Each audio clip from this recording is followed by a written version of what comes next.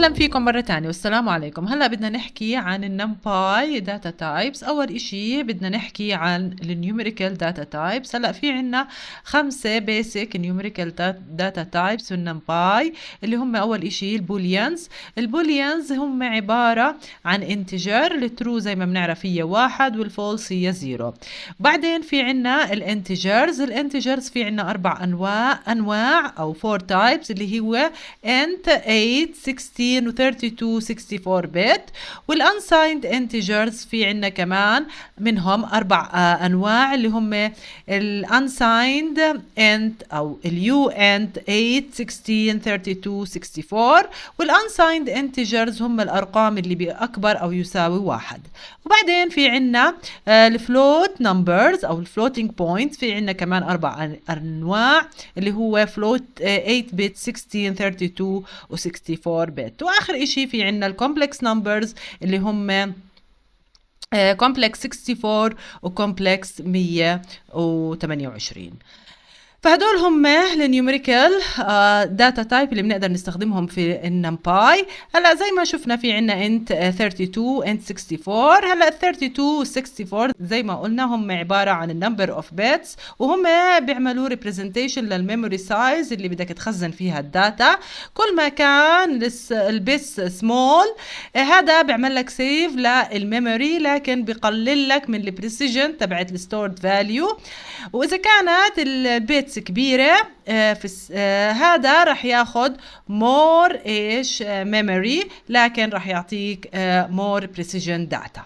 طيب هلا عشان نقدر نستخدم هاي الداتا خلينا اول اشي نعمل امبورت للنمباي. بعدين هون زي ما انتم شايفين انا عندي اري. هاي الاري انا بعرفت فيها بوليانز تايب. بدي اطبع هاي الاري استخدم الدي تايب بروبرتي عشان عشان اطلع التايب تبعها. اذا اجيت عملت ران هاي الاري تبعتي اللي هي عباره عن بوليانز اري، الدي تايب تبعها بول.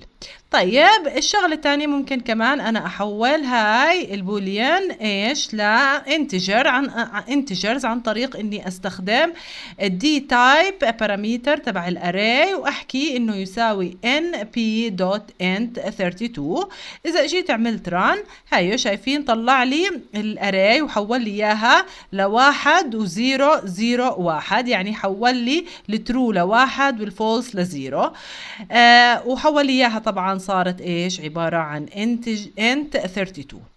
طيب كمان انا اذا مثلا عندي هون array، عرفت array فيها integer numbers. اذا اجيت عملت run شايفين اعطاني الدي تايب تبعها هي int 64. ممكن انا مثلا احولها ل int 32 عن طريق اني استخدم الدي تايب باراميتر جوات الاري واعمل run. صار عندي int 32.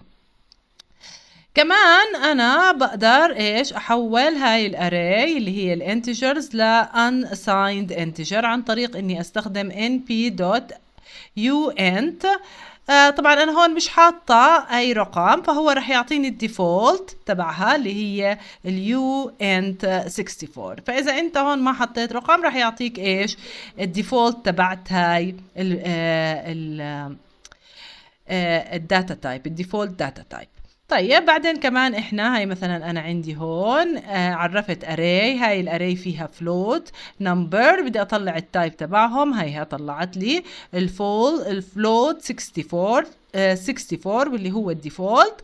بعدين كمان انا بقدر احولها لفلوت 32 عن طريق اني استخدم الدي تايب واحكي يساوي np.float32. اذا اجيت عملت ران يحولها لفلوت 32. واخر اشي كمان بقدر مثلا انا عندي هون array فيها integers، بقدر احولها لcomplex number عن طريق اني احكي دي تايب بيساوي np complex. مثلا انا بدي اياه 64 بت. اذا اجيت عملت ران طلع لي هذا الدي تايب انها كومبلكس 64 وحول لي هاي الانتجرز لكومبلكس نمبر. هلا بدنا نيجي وين نحكي في السترينج داتا تايب. اول اشي هون انا عرفت array فيها strings. هلا اول اشي بدي اطبع الدي تايب تبعها وبدي اطبع هاي الاري. اذا اجيت عملت ران طلع لي يو حط لي إشارة الأصغر وحكى لي U8. إيش يعني U8؟ يعني هاي عبارة عن يونيكود سترينج وفيها maximum of 8 point longs. يعني ليش أعطاني إياها U8؟ لأنه أنا هاي عبارة عن string وفيها إيش؟ وفيها هاي اللانجويج اللي فيها الكاركترز، عدد الكاركترز أو اللينث تبعها هي 8. فهو بيطلع لي التايب تبعها إنه يونيكود وبيعطيني إيش؟ أكتر أطول اللينث تبع أطول كلمة موجودة أو أطول string موجود في هاي الأري. خليني أفرجيكم شغلة تانية أو مثال تاني. هون عملت إيش؟ حطيت هاي الأري، بس زي ما أنتم شايفين إيش عملت؟ حكيت دي تايب بتساوي U5. هلأ U5 انه انا بدي اياها تكون يونيكود سترينج والماكسيمم يكون 5. فهلا هون عندي ايش؟ هاي اللانجوج 8. ايش رح يعمل؟ خلينا نشوف. شايفين ايش عمل لي اياها؟ عمل لي إلها تريمينج وحط لي اياها بس 5 احرف. ونفس الشيء كلمة البايثون ما كمل، ما حط الان، عمل لي اياها 5 أحرف. فهيك أنت بتقدر تستخدم إيش؟ تخزن السترينج جوات النمباي. وآخر إشي كمان، مثلا أنا عندي هون أري فيها انتجر وبقدر أحولها إيش؟ ل strings عن طريق إني أحط الدي تايب وأحكي U5 وبعمل run. هيو صارت إنها التايب تبعها U5 أصغر من U5، وبعدين إيش؟ حول لي إياها ل array of strings. احنا عادة ما بنستخدم النمباي مع السترينجز. لما نيجي نعمل complex string processing احنا بنستخدم البانداز. هلا هون رح نوقف، وان شاء الله في الفيديو القادم رح نكمل وبدنا نتعرف على بعض الفانكشن او الكومن فانكشنز والميثودز اللي بنقدر نستخدمهم في النمباي. شكرا لكم، بشوفكم في الفيديو القادم.